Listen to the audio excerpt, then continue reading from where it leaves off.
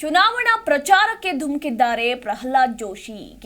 ಧಾರವಾಡ ಲೋಕಸಭಾ ಕ್ಷೇತ್ರದ ಬಿಜೆಪಿ ಅಭ್ಯರ್ಥಿ ಪ್ರಹ್ಲಾದ್ ಜೋಶಿ ಈಗಿನಿಂದಲೇ ಚುನಾವಣಾ ಅಖಾಡಕ್ಕೆ ಧುಮುಕಿದ್ದಾರೆ. ಪ್ರಚಾರದಲ್ಲಿ ಭರ್ಜರಿಯಾಗಿ ತೊಡಗಿಕೊಂಡಿದ್ದಾರೆ. ಇನ್ನು ಶ್ರೀ ಸಿದ್ಧಾರೂಢ, ಶ್ರೀ ಗುರುನಾಥರೂಢರ ಗದ್ದುಗೆಯ ದರ್ಶನ ಕೂಡ ಪಡೆದುಕೊಂಡಿದ್ದಾರೆ. ಇದೇ ಸಂದರ್ಭದಲ್ಲಿ ಉತ್ತರ ಕರ್ನಾಟಕ ಭಾಗದ ಪ್ರತಿಷ್ಠಿತ ಶ್ರೀ ಸಿದ್ಧಾರೂಢ ಮಠಕ್ಕೆ ಭೇಟಿ ಕೊಟ್ಟಿದ್ದಾರೆ. ಗಮನಿಸ್ತಾ ಇದ್ದೀರಾ ನೀವು ಕೂಡ ದೃಶ್ಯಾವಳಿಗಳಲ್ಲಿ. ಹಳೆ ಹುಬ್ಬಳ್ಳಿಯಲ್ಲಿನ ಶ್ರೀ ಸಿದ್ಧಾರೂಢ ಮಠ ಇದು. ಮಠಕ್ಕೆ ಭೇಟಿ ಕೊಟ್ಟು ಗದ್ದುಗೆಯ ದರ್ಶನವನ್ನ ಕೂಡ ಪಡೆದುಕೊಂಡಿದ್ದಾರೆ. ಶ್ರೀ ಸಿದ್ಧಾರೂಢ ಗದ್ದುಗೆ ದರ್ಶನ ಪಡೆದುಕೊಂಡ ನಂತರ ಚುನಾವಣೆಯ ಪ್ರಚಾರದಲ್ಲಿ ತೊಡಗಿಕೊಂಡಿದ್ದಾರೆ. ನಿನ್ನೆ ಧಾರವಾಡ ಲೋಕಸಭಾ ಕ್ಷೇತ್ರದ ಟಿಕೆಟ್ ಪ್ರಕಟವಾಯಿತು. ಈಗ ಬಿಜೆಪಿ ಅಭ್ಯರ್ಥಿಯಾಗಿದ್ದಾರೆ. ಈಗಿನಿಂದಲೇ ನಾನಾ ಕಸರತ್ತುಗಳು ಕೂಡ ಶುರುವಾಗಿದೆ. ಶಾಸಕರು ಹಾಗೆ ಪ್ರಮುಖ ನಾಯಕರು ಕೂಡ ಇದೇ ಸಂದರ್ಭದಲ್ಲಿ ಸಾಥ್ ಕೊಟ್ಟಿದ್ರು ಪ್ರಹ್ಲಾದ್ ಜೋಶಿಗೆ. ಗಮನಿಸಬಹುದು ನೀವು ಕೂಡ ದೃಶ್ಯಾವಳಿಗಳಲ್ಲಿ. ಶ್ರೀ ಸಿದ್ಧಾರೂಢ ಮಠಕ್ಕೆ ಭೇಟಿ ಕೊಟ್ಟು ಶ್ರೀ ಗುರುನಾಥರೂಢರ ಗದ್ದುಗೆಯ ದರ್ಶನವನ್ನ ಪಡೆದುಕೊಂಡು ತದನಂತರ ಚುನಾವಣೆಯ ಪ್ರಚಾರಕ್ಕೆ ಧುಮುಕಿದ್ದಾರೆ.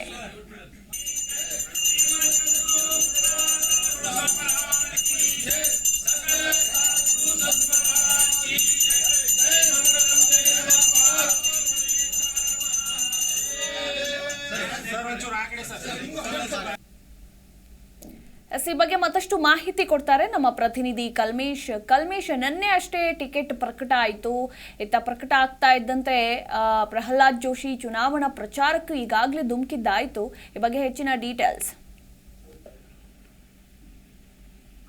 ಮೊದಲ ಧಾರವಾಡ ಲೋಕಸಭಾ ಕ್ಷೇತ್ರದಲ್ಲಿ ಸಾಕಷ್ಟು ಟಿಕೆಟ್ ವಿಚಾರದಲ್ಲಿ ಸಹ ಗೊಂದಲ ಉಂಟಾಗಿತ್ತು. ಎಲ್ಲೋ ಒಂದ್ ಕಡೆ ಲಿಂಗಾಯತರ ವಿರೋಧಿ ಪ್ರಹ್ಲಾದ್ ಜೋಶಿಗೆ ಈ ಸಾರಿ ಟಿಕೆಟ್ ತಪ್ಪಿಸ್ಬೇಕು ಅನ್ನುವಂತ ವಿಚಾರ ಇತ್ತು. ಆದ್ರೆ ಕೊನೆಗೆ ಅವರು ಮತ್ತೆ ಇದನೇ ಬಾರಿಗೆ ಟಿಕೆಟ್ ಅನ್ನ ಪಡೆಯಲು ಯಶಸ್ವಿಯಾಗಿದ್ದಾರೆ. ನಿನ್ನೆ ಟಿಕೆಟ್ ಪ್ರಕಟವಾಗುತ್ತಿದ್ದಂತೆ ಅವರು ಹುಬ್ಬಳ್ಳಿ ತಮ್ಮ ಕ್ಷೇತ್ರಕ್ಕೆ ಬಂದಿದ್ದಾರೆ. ಕ್ಷೇತ್ರಕ್ಕೆ ಬಂದ ತಕ್ಷಣ ಬೆಳಗ್ಗೆನೆ ಟೆಂಪಲ್ ರನ್ ಮಾಡ್ತಾ ಇದ್ದಾರೆ. ಮತ್ತು ಹಳೆ ಹುಬ್ಬಳ್ಳಿ ಶ್ರೀ ಸಿದ್ಧಾರೂಢ ಮಠಕ್ಕೆ ಭೇಟಿ ಕೊಟ್ಟಿದ್ದಾರೆ. ಶ್ರೀ ಸಿದ್ಧಾರೂಢ ಮತ್ತು ಶ್ರೀ ಗುರುನಾಥರೂಢರ ಗದ್ದುಗೆ ದರ್ಶನ ಪಡೆದಿದ್ದಾರೆ. ಪಡೆದ ನಂತರ ಅವರು ಒಂದು ಮಾಧ್ಯಮಗಳಿಗೆ ಹೇಳಿಕೆಯನ್ನು ಕೊಟ್ಟಿದ್ದಾರೆ. ನನಗೆ ಸತತವಾಗಿ 4 ಬಾರಿ ನನಗೆ ಜನ ಆಶೀರ್ವಾದ ಮಾಡಿದ್ದಾರೆ. ನಾನು ಸಾಕಷ್ಟು ಅಭಿವೃದ್ಧಿ ಮಾಡಿದ್ದೇನೆ. 3 ಬಾರಿ ಪ್ರಧಾನಿ ನರೇಂದ್ರ ಮೋದಿ ಅವರ ಜೊತೆ ಕೆಲಸ ಮಾಡಿದ ತೃಪ್ತಿ ನನಗಿದೆ. ಅಭಿವೃದ್ಧಿ ಪರ ಕೆಲಸ ಮಾಡಿದ್ದೇನೆ. ಜನರು ನನ್ನ ಜೊತೆ ಬೆಂಬಲ ಕೊಡ್ತಾರೆ. ಜನರ ಬೆಂಬಲ ಮತ್ತು ಆಶೀರ್ವಾದ ನನಗಿದೆ. ಈ ಸಾರಿ ಮತ್ತೊಂದು ಸಲ ನಾನು ಜನರ ಆಶೀರ್ವಾದ ಕೇಳಿಕ್ಕೆ ಹೋಗ್ತಾ ಇದ್ದೇನೆ.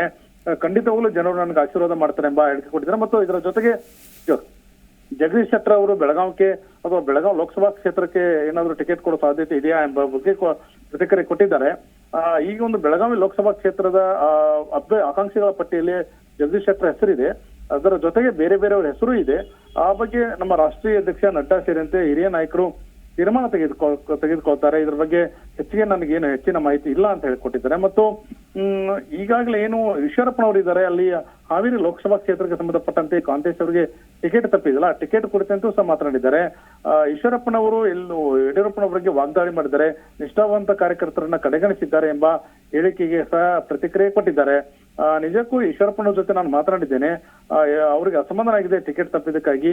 ನಮ್ಮ ಹಿರಿಯ ನಾಯಕರನ್ನ ಕರೆದು ಮಾತನಾಡಿಸ್ತಾರೆ, ಎಲ್ಲವೂ ಸರಿ ಹೋಗ್ತದೆ ಅಂತ ಹೇಳಿದ್ರೆ, ಬಂಡಾಯದ ಬಗ್ಗೆ ಮಾತಾಡಿದಾಗ ಬಂಡಾಯ ಇರುವ ಸಾಧ್ಯತೆ ಇದೆ ಎಂಬ ಮಾಧ್ಯಮದವರ ಪ್ರಶ್ನೆಗೆ, ನೀವು ಬಂಡಾಯ ಎಬ್ಬಿಸ್ತಾ ಇದ್ರಿ, ಬಂಡಾಯ ಎಬ್ಬಿಸೋದು ಬೇಡ, ಬಂಡಾಯ ಯಾವುದೂ ಇಲ್ಲ ನಮ್ಮ ಪಕ್ಷದಲ್ಲಿ, ಎಲ್ಲವೂ ಶಾಂತಿಯುತವಾಗಿ ಆಗ್ತದೆ. ಮತ್ತು ಪ್ರಧಾನಿ ನರೇಂದ್ರ ಮೋದಿ ಅವರ ಪ್ರವಾಸ ಕಾರ್ಯಕ್ರಮ ಈಗ ಮುಂದೂಡಿದೆ. ಎಲ್ಲ ಅಭ್ಯರ್ಥಿಗಳ ಆಯ್ಕೆ ಆದ ನಂತರ ಎಲ್ಲೆಲ್ಲಿ ಪ್ರಧಾನಿ ನರೇಂದ್ರ ಮೋದಿ ಅವರು ಪ್ರಚಾರ ಮಾಡಬೇಕು, ಪ್ರಚಾರ ಪಟ್ಟಿಯನ್ನ ಬಿಡುಗಡೆ ಮಾಡ್ತಾರೆ ಅಂತ ಹೇಳಿದ್ದಾರೆ. ಮಧುಮಾಲ. ಥ್ಯಾಂಕ್ ಯು ಕಲ್ಮೇಶ್ ನಿಮ್ಮೆಲ್ಲ ಮಾಹಿತಿಗಾಗಿ.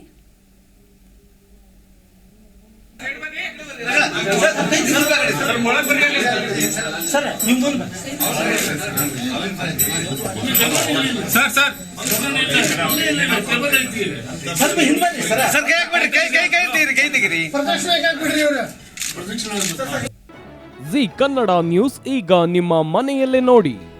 ಎಲ್ಲ ಕೇಬಲ್ಗಳಲ್ಲಿ ಈಗ ಲಭ್ಯ.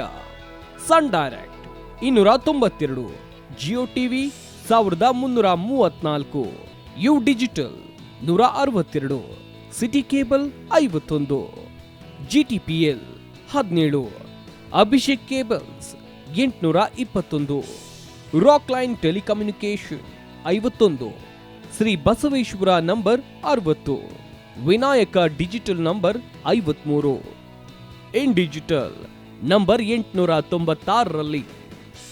ನಿಮ್ಮಿಸ್ತದ ಜಿ ಕನ್ನಡ ನ್ಯೂಸ್ ನೋಡಿ ಆನಂದಿಸಿ.